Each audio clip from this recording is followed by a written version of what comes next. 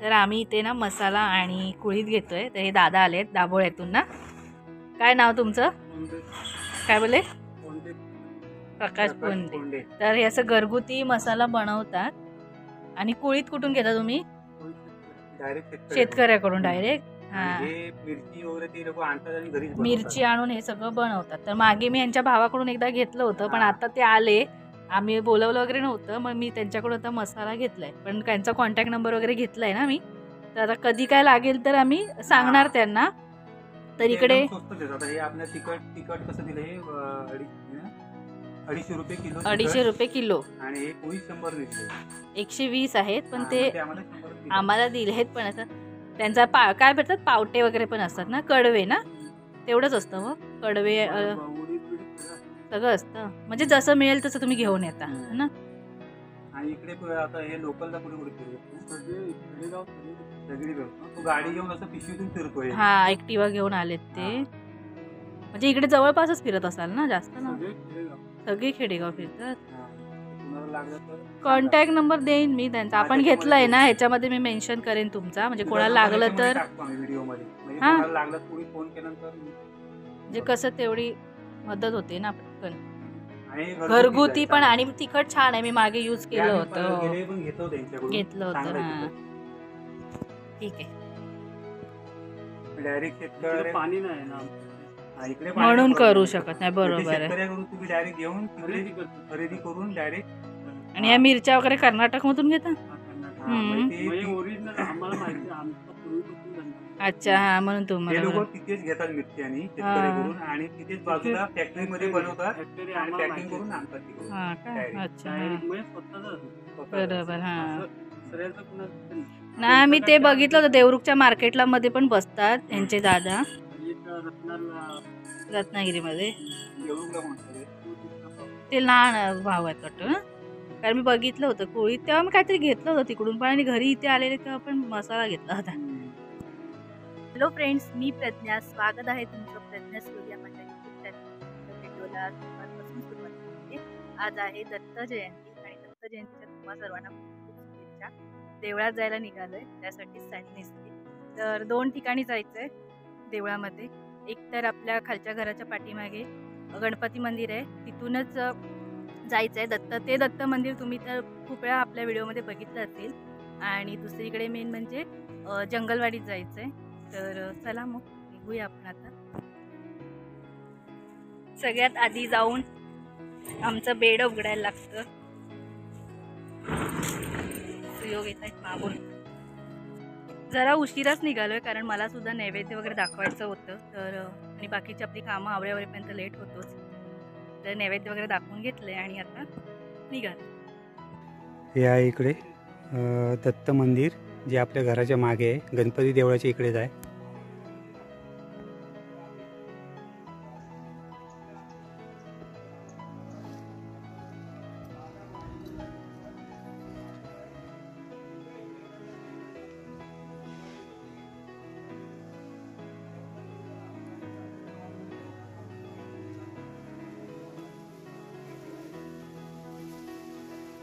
पूर्ण मंदिरच्या बाजूला झाडी आहे, आणि इकडे एकच घर आहे, ते लोक मुंबईला असतात।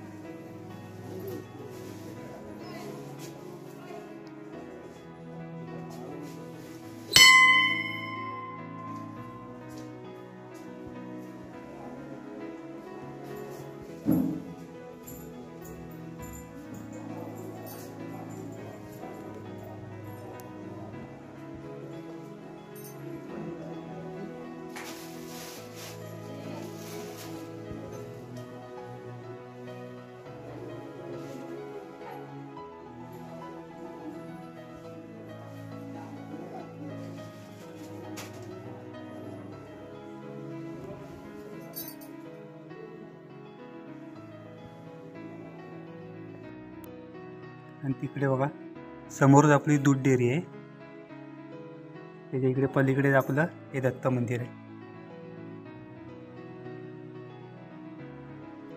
आणि मंदिरच्या पूर्ण अवतीभोवती झाडीच आहे बघा, एकदम जुनं मंदिर आहे। आता आम्ही जंगलवाडीत जाणार दुसऱ्या देवळात. तर इथून बघा अशी पायवाट आहे. एवढं सगळं उतरून आम्ही गाडी घेऊन खाली आलो. पावसाळ्यात येऊ शकत नाही, पावसाळ्यात फक्त वरती गाडी ठेवता येते. आणि आता कसं पाऊस गेलाय ना, हिवाळ्यात वगैरे उन्हाळ्यात खाली असं गाडी आणता येते मंदिराच्या पायथ्याशी. आणि हे बाजूला जे घर आहे ते लोक या मंदिराचं सर्व बघतात. सुयोग गेलेत पुढे.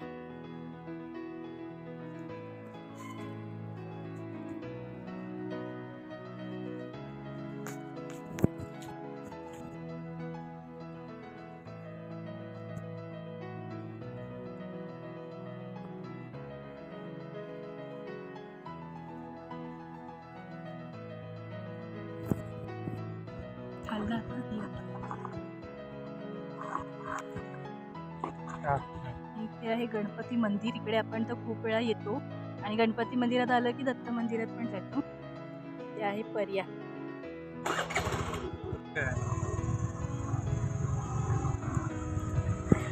ही आहे मराठी शाळा.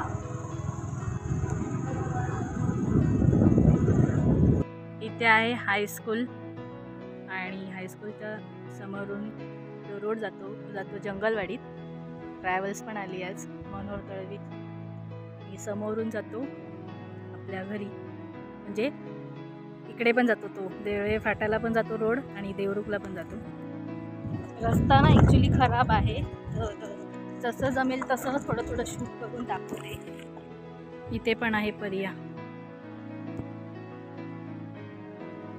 ऊन भरपूर आहे ना, तर चला जाऊया. जंगलवाडी दत्त मंदिराकडे जाताना वाटेतच बघा ही आंब्याची बाग आहे, पूर्ण अशी आमराई.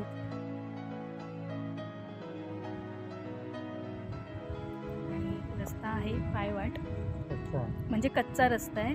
तर गाडीवरून जाताना वगैरे कसं ना कॅमेरा, त्यामुळे मी शूट नाही करत आहे मध्ये मध्ये. पण असं काय काय दाखवण्यासारखं जर असेल तर दाखवते.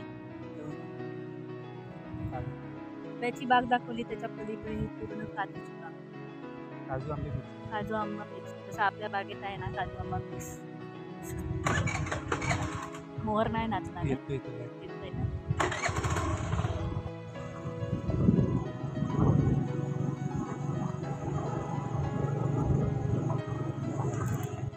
इथे ना भाजी केली, इकडे मुळा वगैरे लावते ना, पुढून दिसेल पुढून बेडाच्या इथे. गोरी बिवरी घालून हा भाजावळ पण केली आहे, गोरी वगैरे टाकून. आणि बघा आपल्यासारखेच केले देखील वाफे ना, असे लाल माठ आहे छोटे छोटे.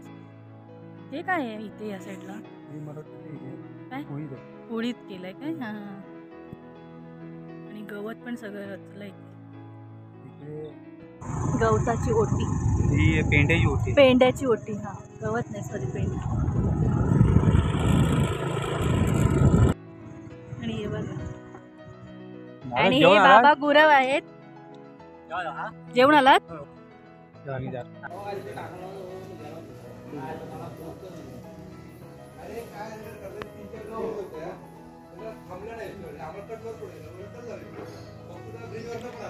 आणि हे आहे जंगलवाडीतलं दत्त मंदिर.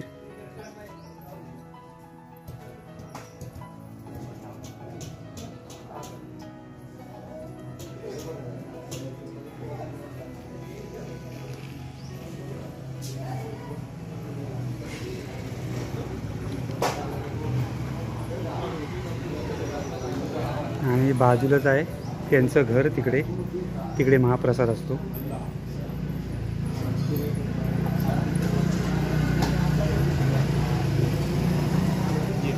आलो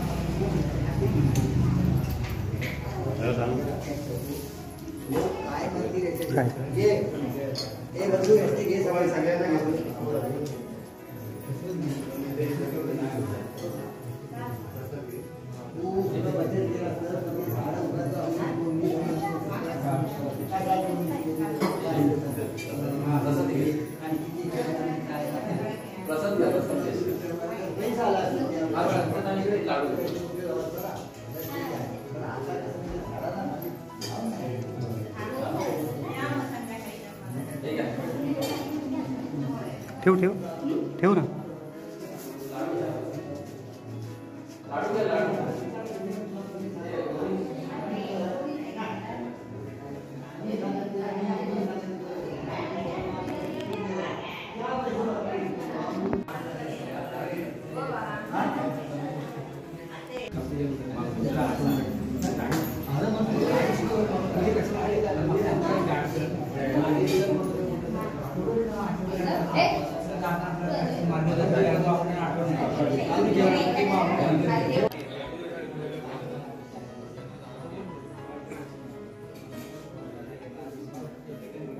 हे इकडे बाजूला मंदिर आहे आणि त्याच्या बाजूला त्यांचं घर आहे. तिकडे महाप्रसाद असतो तिथे.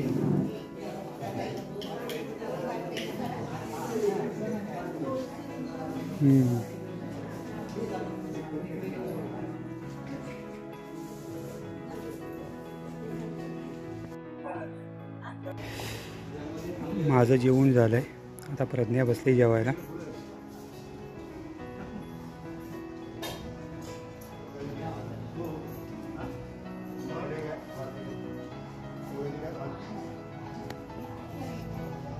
आता महाप्रसाद वगैरे घेऊन आम्ही निघालो घरी आणि संध्याकाळी महाप्रसाद दोन्ही टाईम असतं आणि पूजन वगैरे पण असतं. संध्याकाळी ना आम्हाला पॉसिबल होत नाही यायला कारण आपला दुधाचा टाईम वगैरे असतो. त्यामुळे आम्हाला जो वेळ मिळतो तो दुपारच्या वेळेस, म्हणून आम्ही कुठेही जायचं असेल तर दुपारी जाऊन येतो आणि दरवर्षी येतो इकडे. तर जाऊया पण दुपारच होते यायला. चला आणि आणि इथे सगळीकडे जंगलच आहे. घरं पण आहेत तशी जंगलात घर आहेत है ना.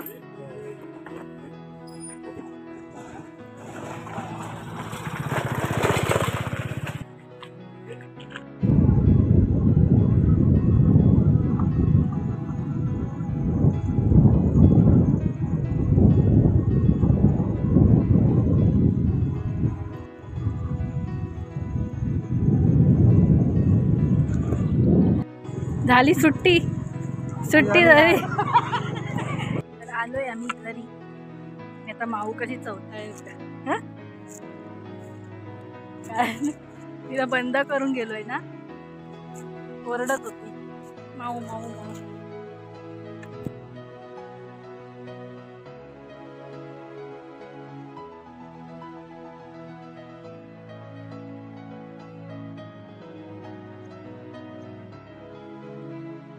कोण होतं?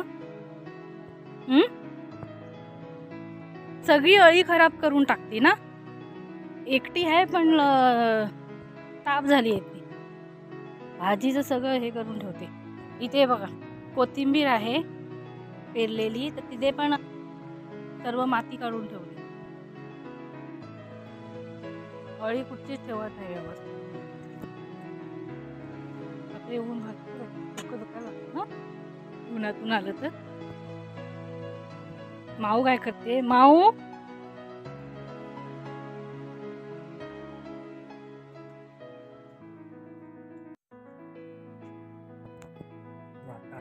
झोपली होती तू. डोळे बघा कसे. माऊ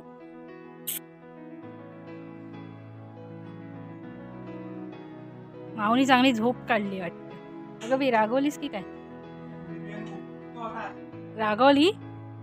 अगं बाई रागवली. ए ए चला चला. यांना मगाशी आतमध्ये घेत होतो तर आला नाहीत त्या. चरतच होत्या म्हणजे त्यांचा चरण्याचा भरपूर मूड होता. कुठे जायचं असेल तेव्हा त्या कधी टायमावर येत नाही आणि आत्ता आले. दरवाजा खुलव. थांबलेत बाहेर. आल्या आल्या पहिलं गवताकडे. इथे सुयोग असं गवत काढून ठेवतात.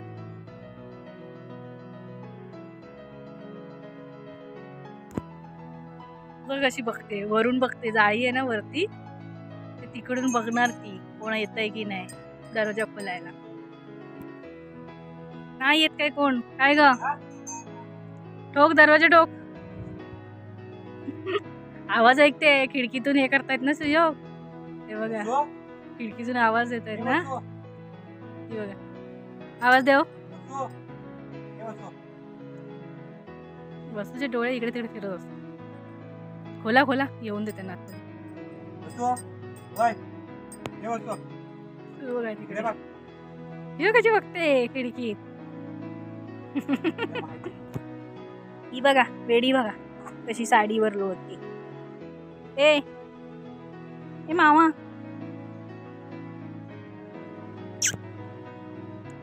माऊ सोड.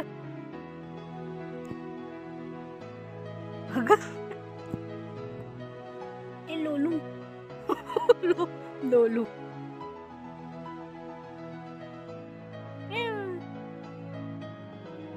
चल भात देते, चल चल भात देते, चल चल.